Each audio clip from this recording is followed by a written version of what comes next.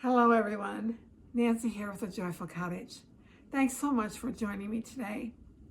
If you've been following my channel for a while, you know that I love French country, old world style. And I also like to keep my budget in check. And I like to do things myself. DIY is my style. So today's video is all about that. French country, old world style wall decor, done budget friendly, do it yourself, and I think you're really going to enjoy it. So let's get started.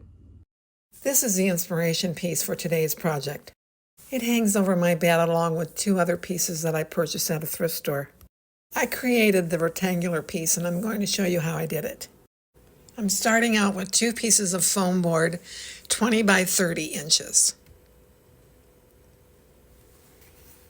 I bought these at Walmart for $1.92 each.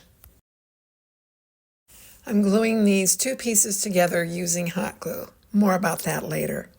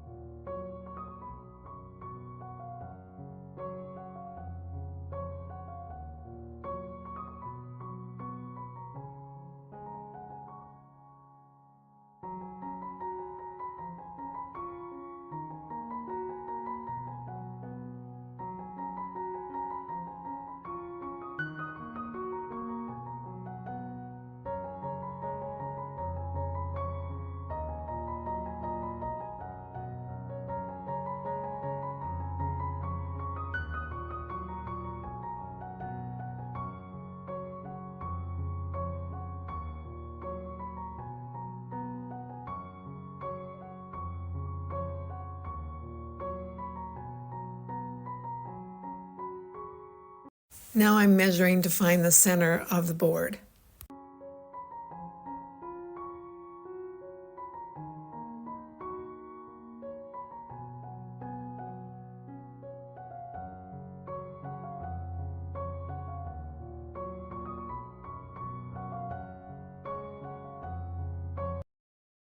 Ever since I was a little girl, I've loved architectural salvage. I like to go through antique shops and see old pieces of wall or garden art that is vintage or antique. And I'd love to use it in my decor, but it's so expensive. And so when I made the piece that I showed you in the beginning, my vision was to try to create something that looked like it was a piece of architectural salvage, but not with that high-end price tag. And also it needed to be something that I could easily hang. It had to be lightweight. So I thought, how could I create that look and still maintain my budget and also keep it light enough that I could hang it easily and move it around? So I came up with this idea, this technique that I'm showing you today. So here I've got two appliques. They're wood-carved applique onlays that I purchased at Walmart online for $13.73. And I'm going to apply them to my board using, again, hot glue. And I'm just doing a double check, measuring again to make sure I've got these centered.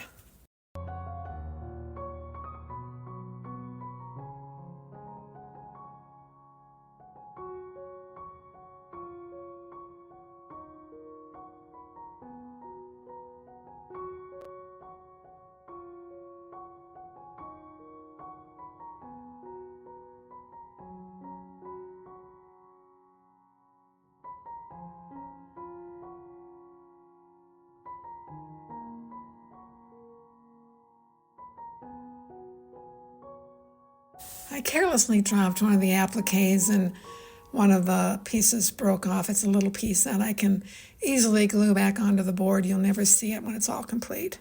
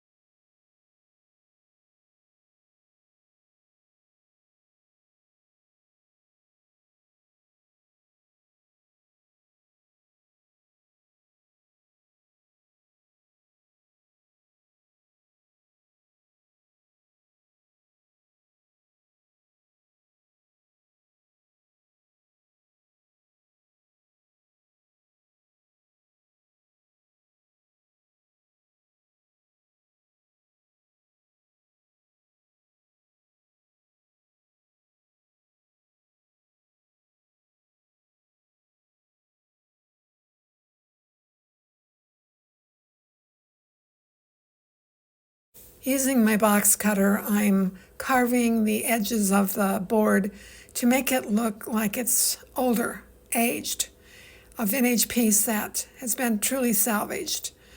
I don't want it to look modern. I don't want it to have nice clean edges. I want it to be a bit broken up, and you'll see as we go how that works out. And you can use anything sharp to accomplish this step. You could use an X-Acto knife or even an old paring knife that you're not using anymore, as long as it's still sharp. And all you want to do is just create that kind of rough edge.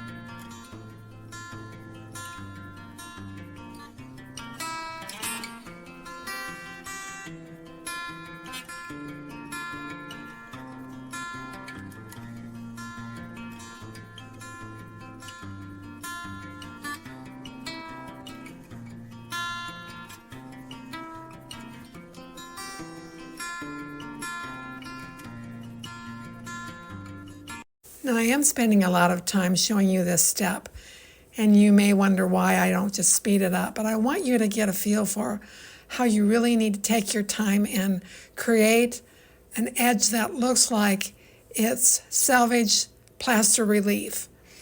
And you're only going to get that if you take your time and really study it and decide how much of that you really want to reveal. So again, bear with me, because in the end you're going to see how well worth it is to do this.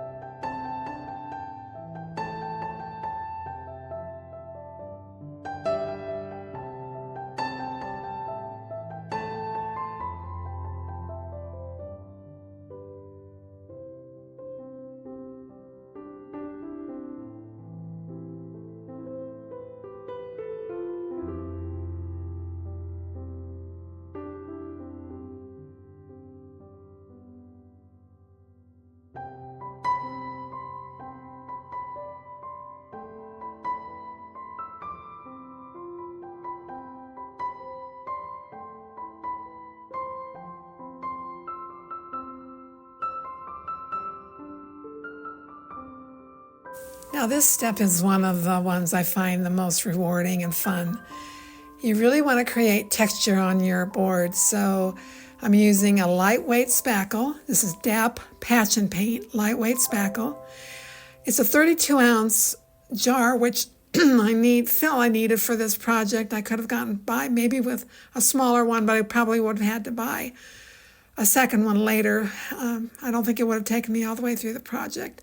So I went ahead and bought a 32 ounce. It's $7.48 for 8 ounces. It's $12.48 for the 32 ounce. And I can use this for other projects, so I'm happy to spend the money on it. At any rate, this is where you just start applying the spackle and create the texture that you want.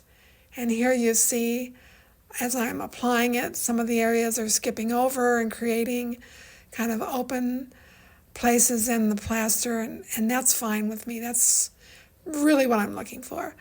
So this is easy to work with. It's lightweight. I've chose lightweight because I don't want to add a lot of weight to this piece. I want it to be lightweight all the way around so that I can hang it easily. And you'll see where I end up putting it, why it was really important to have it be lightweight. At any rate, I love working with this spackle. It's just, it's fun. It's like the consistency of whipped cream, and it's so easy to work with and fun. And like I said, just make it your own. Use a texture that you want to create. My goal here was, again, to make it look vintage, to make it look old, to make it look like an old piece of plaster relief. So anyway, this, as I said, this was the fun part.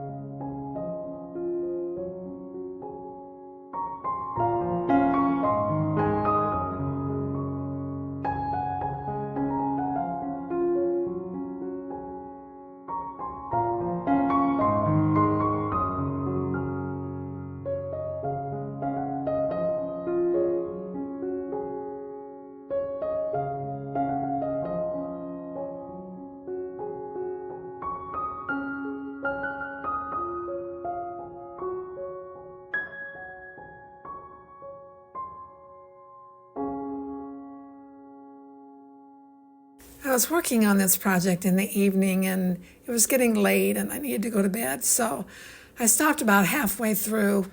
And when I got up the next day, I found that the two pieces of foam board had come unglued.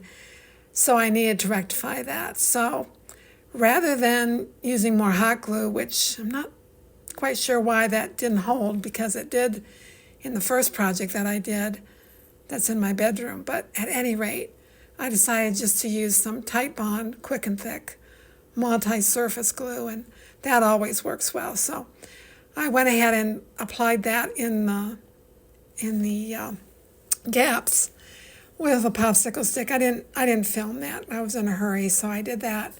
And then just secured it with some clips and let that sit overnight, and that did the trick. That held it together fine. So if you're going to do this project, I would highly recommend not using the hot glue, but just going ahead and using the Titebond Quick and Thick. And I know that that will definitely hold for you. The edges of the piece need to be spackled as well.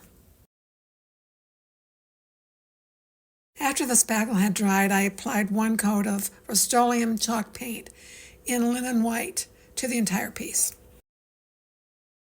After the paint dried, I found my second glitch in the project, and that was that the foam board had warped. And sometimes that will happen after you paint it. So to remedy that situation, you just flip it over and paint the backside, and then set some heavy things on top and let that dry overnight, and that will straighten it out.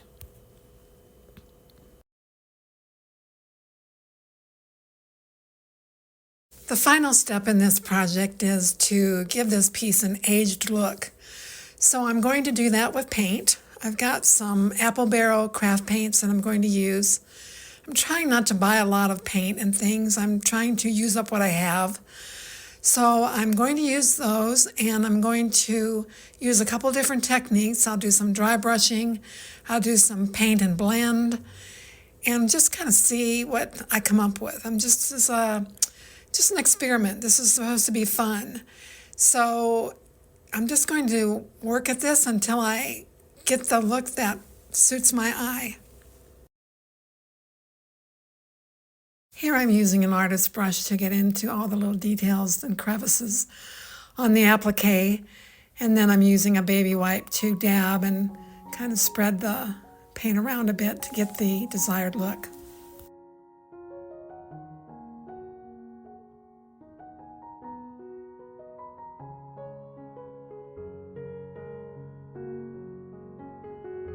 And now I'm using burnt umber to go over the high places on the applique.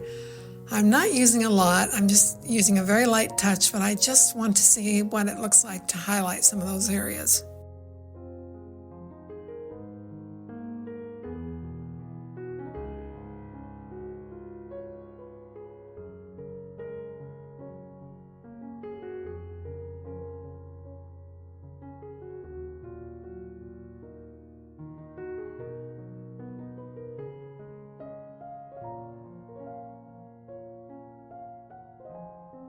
And I'm adding a little bit of that color to the textured area of the piece as well.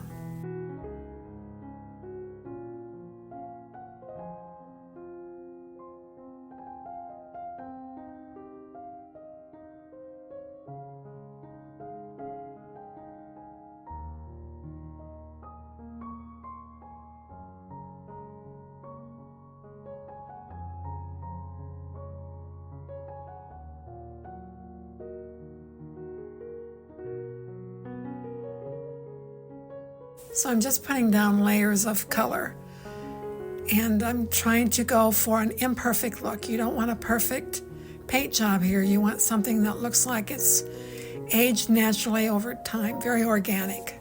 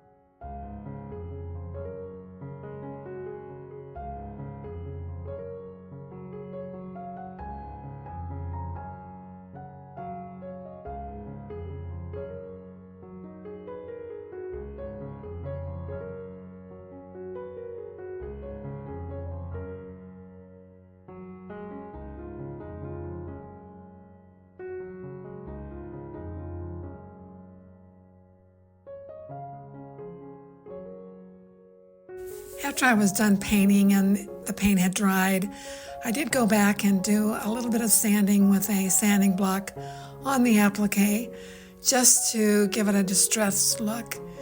I like that perfectly imperfect look.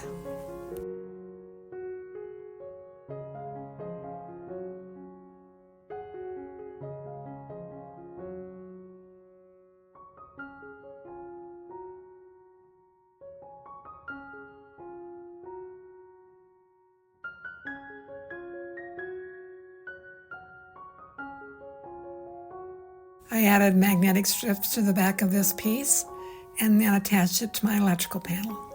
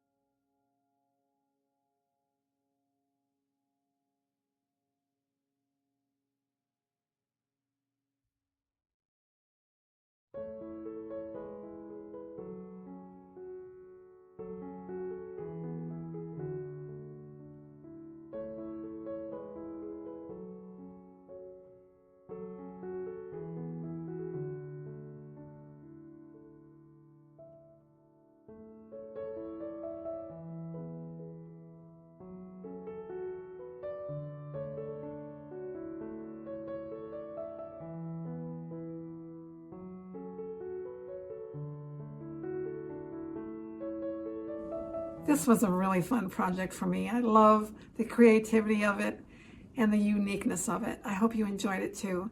And I hope it inspired you and that you'll try doing something like this in your own home. You know, every morning while I'm drinking my coffee, I open up the Bible and study some scripture. Just prepare for the day. It gets my mind in the right place. And I find that I get so much encouragement and guidance for the day when I start that way. This morning I read from Psalm 121, and I wanted to share a portion of it with you. And this is verses 5 through 8. The Lord is your keeper. The Lord is your shade on your right hand. The sun shall not strike you by day, nor the moon by night. The Lord will keep you from all evil. He will keep your life. The Lord will keep your going out and your coming in from this time forth and forevermore.